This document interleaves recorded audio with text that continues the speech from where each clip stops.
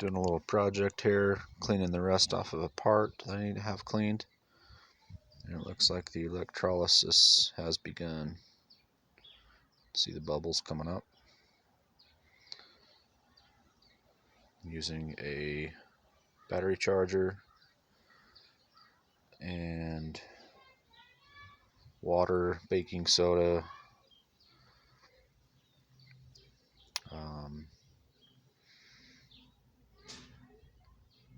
negative is connected to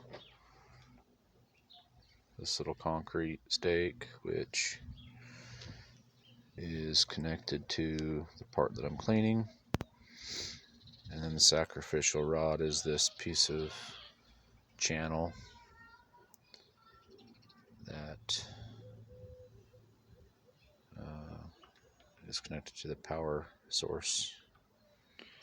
And the idea is somehow the rust